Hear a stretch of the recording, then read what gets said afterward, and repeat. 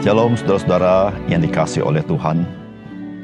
Kita bersyukur sebagai orang percaya, kita adalah orang-orang yang telah ditebus oleh darah Tuhan kita Yesus Kristus.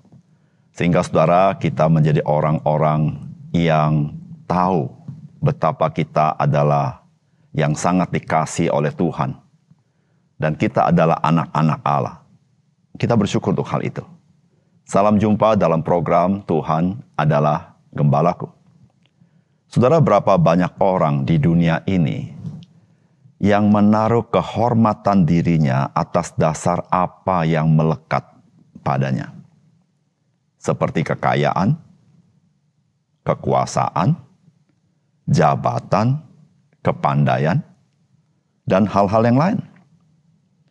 Dan berapa banyak di antara mereka yang merasa dirinya begitu memiliki kehormatan karena apa yang melekat pada dirinya, ia bertindak semaunya sendiri karena dia tahu tidak ada seorang pun yang dapat menolak dia.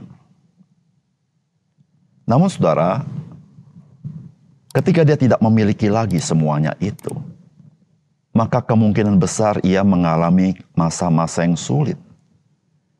Karena ada kemungkinan bahwa orang-orang yang tadinya menghormati dia menjadi tidak menghormati dia.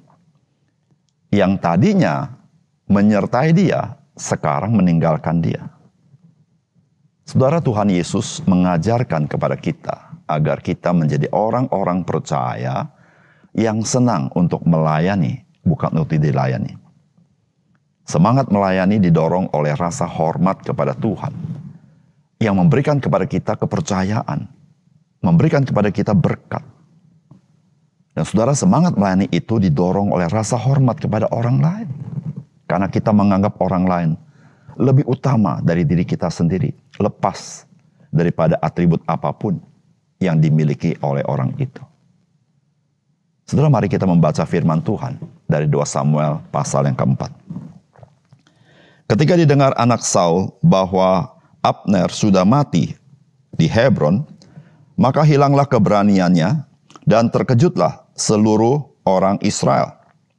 Anak Saul mempunyai 2 orang sebagai kepala gerombolan, yang satu bernama Baana dan yang kedua bernama Rekab. Keduanya anak Rimon, orang Benyamin dari Beerot. Sebab Beerot pun terhitung daerah Benyamin. Orang Beerot sudah melarikan diri ke Gitaim dan menjadi pendatang di sana sampai sekarang. Yonatan anak Saul mempunyai seorang anak laki-laki yang cacat kakinya. Ia berumur 5 tahun. Ketika datang kabar bahwa Saul dan Yonatan dari Yisrael, inang pengasuhnya mengangkat dia pada waktu itu lalu lari. Tetapi karena terburu-buru larinya, anak itu jatuh dan menjadi timpang. Ia bernama Mephiboset. Anak-anak Rimon, orang Beerot itu, yakni Rekab dan Baana, pergi.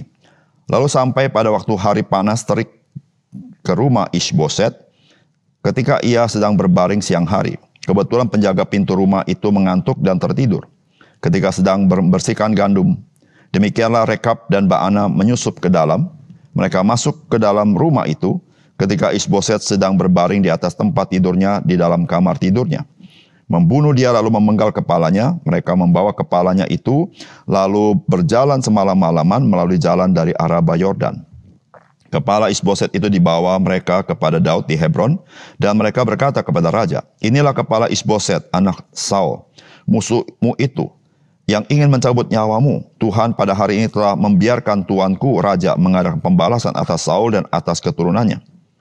Tetapi Daud menjawab Rekab dan Baana, saudaranya, anak-anak Rimon, orang Beerot itu, katanya kepada mereka, "Demi Tuhan yang hidup, yang telah membebaskan nyawaku dari segala kesesakan.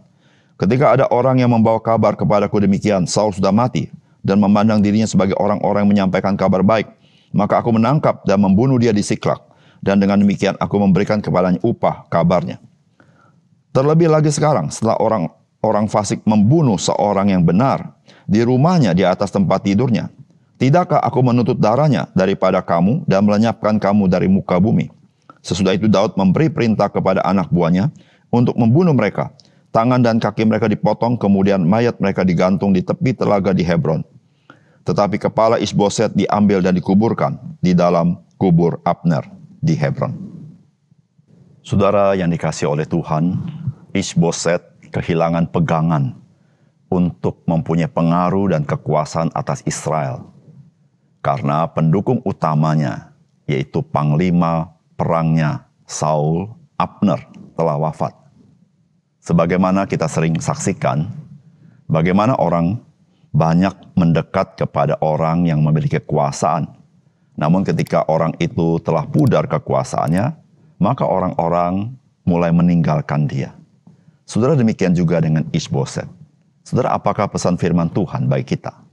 Yang pertama, kita perlu belajar menghormati orang lain sebagai sesama manusia, lepas dari segala atribut yang melekat pada orang tersebut. Saudara, firman Tuhan mengatakan, anak-anak Rimon, orang Beerot itu, yakni Rekab dan Baana, pergi. Lalu sampai pada waktu hari panas terik ke rumah Isboset ketika ia sedang berbaring siang hari. Kebetulan penjaga pintu rumah itu mengantuk dan tertidur ketika sedang membersihkan gandum. Demikianlah Rekab dan Baana menyusup ke dalam.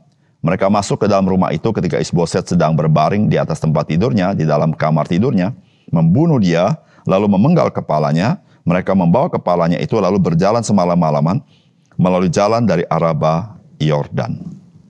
Saudara yang dikasihi oleh Tuhan, Baana dan Rekab, saudara-saudara, itu merupakan orang-orangnya Isboset, saudara. Namun saudara perhatikan, ketika Abner wafat, maka Isboset kehilangan kendali untuk memberikan pengaruh kepada bangsa Israel, dan sepertinya sudah kehilangan kekuasaan itu. Maka orang-orangnya Isboset ini mulai memalingkan mukanya dari Isboset. Baana dan Rekab ini adalah gerombolan orang-orang yang siap membela Isboset sekarang. Malah mereka mencari Isboset dan membunuh Isboset. Mengapa demikian? Karena Isboset sudah tidak memiliki atribut kekuasaan lagi. Saudara yang dikasihi oleh Tuhan, bukankah hal ini yang seringkali kita jumpai di tengah-tengah dunia ini? Bahwa orang menghormati seseorang berdasarkan apa yang melekat pada dirinya. Bukan berdasarkan kepada orang itu sendiri. Orang menghormati orang lain karena kekayaannya. Orang menghormati orang lain karena kekuasaannya. Orang menghormati orang lain karena jabatannya, dan sebagainya. Saudara, tentu kita sebagai orang Kristen harus menghormati orang-orang dengan jabatan-jabatannya. Namun saudara, secara umum sebagai orang percaya, kita harus menghormati orang lain sebagai sesama manusia, lepas daripada atribut-atribut yang dia miliki. Saudara, bukankah itu yang diperintahkan Tuhan? Kasihilah sesamamu seperti dirimu sendiri. Bahkan Tuhan Yesus berkata, kasihlah sesamamu sebagaimana aku telah mengasihi kamu. Saudara, sebagai orang percaya, mari kita melihat orang lain sebagai sesama manusia. Siapapun dia, bagaimanapun kondisinya, dan apapun yang dia perbuat. Bukankah Tuhan Yesus berkata, kasihilah musuhmu? Saudara, bahkan orang yang berbuat hal yang tidak menyenangkan hati kita, Tuhan Yesus mengajarkan kita untuk kita memberkati mereka, untuk kita mengasihi mereka, dan kita menghormati mereka. Saudara, sikap menghormati orang lain sebagai sesama manusia merupakan lahir dari sikap hormat kita kepada Tuhan. Mengapa demikian? Karena kita sedang melakukan perintah Tuhan. Saudara, mari sebagai orang percaya, kita menghormati orang lain, lepas daripada atribut dia. Kita mengasihi dia, menghormati dia, sebagaimana dia adanya sebagai seorang manusia. Yang kedua, saudara, semangat mencari muka merupakan semangat yang sangat berbahaya. Karena ia dapat menghalalkan segala cara. Saudara, firman Tuhan berkata, kepala Isboset itu dibawa mereka kepada Daud di Hebron. Dan mereka berkata kepada raja, inilah kepala Isboset anak Saul, musuhmu itu, yang ingin mencabut nyawamu, Tuhan pada hari ini telah membiarkan tuanku raja mengadakan pembalasan atas Saul dan atas keturunannya. Saudara, setelah Isboset tidak lagi memiliki kans untuk memiliki kekuasaan, maka Baana dan Rekab membunuh dia. Dan mereka datang kepada Raja Daud dengan membawa kepala daripada Isboset. Saudara, tentu kita tahu tujuannya apa, yaitu menjilat kepada sang penguasa, mencari muka, mencari posisi, menunjukkan jasa kepada Raja Daud, bahwa dia berjasa kepada Raja Daud dan dia berpihak kepada Raja Daud. Dan saudara, tentu saudara-saudara, semuanya itu tidak gratis. Mereka juga ingin mendapatkan sesuatu dari Raja Daud. Bisa saja berupa harta benda, bisa saja berupa kekuasaan atau posisi tertentu. Saudara, semangat untuk mencari muka daripada Rekab dan Baana, menghalalkan segala cara bahkan untuk membunuh Isboset. Saudara, bagaimana dengan Raja Daud? Saudara, Raja Daud tidak berkenan untuk apa yang diperbuat oleh Baana dan Rekab ini, saudara. Saudara, Raja Daud mengatakan bahwa orang-orang fasik, yaitu Baana dan Rekab, telah membunuh orang benar, yaitu Isboset. Saudara, meskipun Isboset menjadi raja di bangsa Israel, tetapi bagi Daud, Isboset adalah orang benar. Saudara yang kasih dalam Tuhan, Daud menyadari jikalau kedua orang ini bisa berkhianat kepada Isboset karena Isboset tidak berkuasa, satu kali nanti mereka pun bisa berkhianat kepada Daud ketika Daud mungkin dalam posisi yang tidak menguntungkan. Saudara yang kasih dalam Tuhan, sebagai orang percaya janganlah kita menjadi orang-orang yang mencari muka kepada orang lain hanya untuk menyenangkan hati orang lain, tetapi untuk kepentingan diri kita sendiri, supaya saya mendapatkan keuntungan dari apa yang saya perbuat.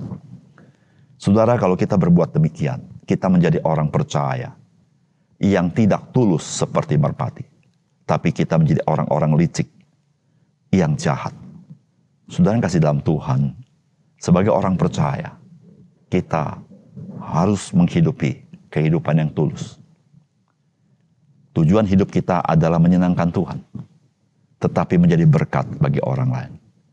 Karena saudara, jikalau kita ingin menyenangkan orang lain, ingin mencari keuntungan dari orang lain, maka kita selalu dapat menghalalkan segala cara untuk mencapai apa yang kita mau. Saudara, tinggalkan sikap-sikap yang demikian, tetapi rindukanlah bahwa kita ingin menyenangkan hati Tuhan, dan kita ingin menjadi berkat bagi orang lain, supaya kehidupan kita menjadi bermakna, berguna untuk kebaikan orang lain. Mari kita berdoa. Bapa surga, terima kasih untuk kebenaran firman Tuhan. Biarlah melalui teladan, contoh, kisah yang dikisahkan oleh kitab suci hari ini, menolong kami, mencelikkan mata rohani kami, dan membuat kami bercermin, mengintrospeksi bagaimanakah sebenarnya kami hidup ini. Tuhan, tolong kami supaya kami sebagai orang percaya sungguh-sungguh menjadi kesaksian bagi orang lain. Kami tidak mencari muka, tetapi kami sungguh-sungguh ingin menyenangkan hati Tuhan dan ingin memberkati orang lain. Terima kasih Tuhan. Dalam nama Tuhan Yesus kami berdoa. Amin.